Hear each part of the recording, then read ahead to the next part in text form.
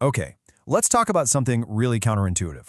What if a huge act of kindness, a life-changing favor, could actually lead to something dark? We're about to dive into a truly shocking story where a lifetime of generosity ended in murder. And believe me, the reason why is going to completely change how you think about helping people. So get this, those are the last words of a man named Joe Z. And here's the kicker. He wasn't saying this to some enemy. Nope. He said this to Lee Han, the man who saved him, his mentor, the very reason for all his success. And he said it as he was taking his benefactor's life. How does that even happen? It's just wild. This is the mystery we're unpacking today. And it's so much more than a simple story of betrayal. We're really going deep into the psychology of debt. You know that feeling you owe someone? We're going to see how the sheer weight of a favor can become so crushing, so unbearable, that a person might feel like the only way out is through something truly extreme. Okay, so let's set the scene. For 30 years, that's 3 decades, Lee Han was basically Zhu Ze's guardian angel. He found this young guy in poverty, took him under his wing, taught him everything he knew about his trade, and he watched, with a ton of pride, as Zhu Ze's little workshop just blew up into this legendary business. On the surface, it's the perfect story, right?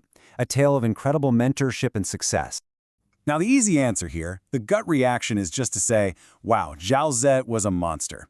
A classic case of biting the hand that feeds you, right?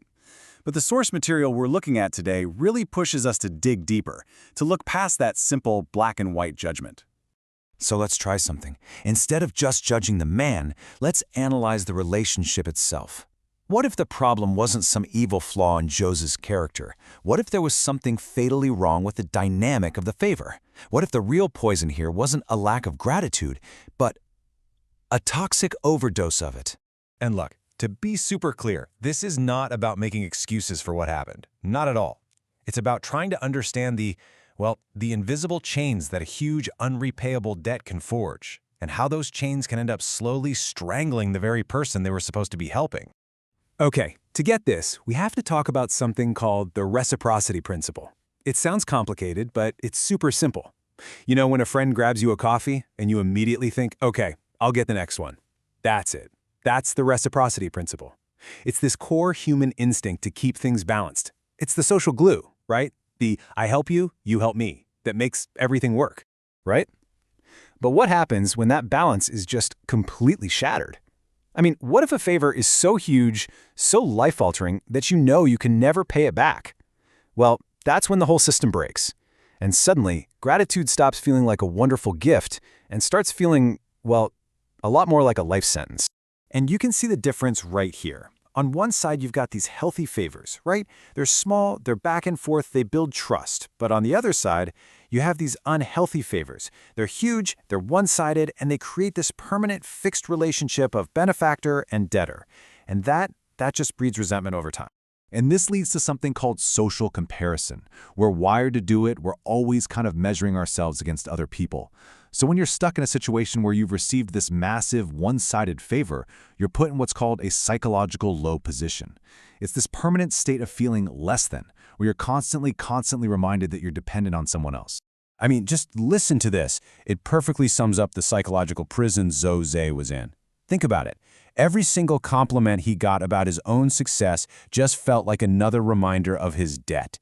Every time someone in town praised him, it was really a nod to Li Han's power over him. Nothing felt like it was his. And that would just slowly but surely crush your sense of who you are. Okay, but this whole thing isn't just about the person receiving the help. Let's flip the coin for a second. The giver, even when they have the absolute best intentions, can accidentally make everything so much worse. We need to talk about the giver's unseen shadow. So you can see this is a downward spiral, and it happens slowly. It starts with real gratitude, right? But that gratitude gets mixed up with this heavy feeling of debt. Then comes the social comparison we talked about, which just eats away at your self-esteem. You start to feel like you have no autonomy, like your life isn't your own. And that final step, it's called psychological reactance. It's this deep, unconscious need to rebel, just to get your own story back. And that last point, psychological reactance, that's really the key to this whole puzzle. It's this super powerful, almost primal human drive.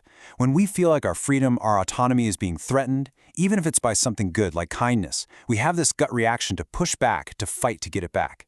In Zhuozhe's mind, his entire life story had been written by Li Han. The only way he felt he could write his own final chapter was to erase the author. Okay, so this all sounds pretty bleak, right? If these huge, one-sided favors can be so dangerous, then what do we do? How do we help people in a way that actually empowers them, that heals them, instead of creating all this destructive pressure? Well, the source material gives us some really powerful ideas on what it calls mature giving. And it really boils down to 4 key ideas. First, your help should be short-term. It's a boost, not a lifelong crutch. Second, it has to be exitable. The person you're helping needs a way to gracefully end the relationship without being called ungrateful. Third, delabeled. That means you give help privately to protect their dignity. And maybe the most important one, it has to be empowering. The whole point is to make yourself unnecessary. And this quote just hits it perfectly. The goal of good charity is not to be remembered, but for the recipient to discover they no longer need you. Wow. That just reframes the entire thing, doesn't it? It's not about building a statue to your own kindness. It's about giving someone the tools to build their own life and then just quietly stepping away. So let's be really clear about the big takeaway here. This is not an argument against being kind or generous. Absolutely not. It's a call for a wiser kindness, a kindness that respects human psychology. It's understanding that true generosity isn't just about the act of giving. It's about making sure that gift is a key, not a cage. Which leaves us with one last, kind of provocative thought to chew on. The next time you're in a position to help someone, ask yourself this: is the true goal of your kindness to be remembered or to become forgotten?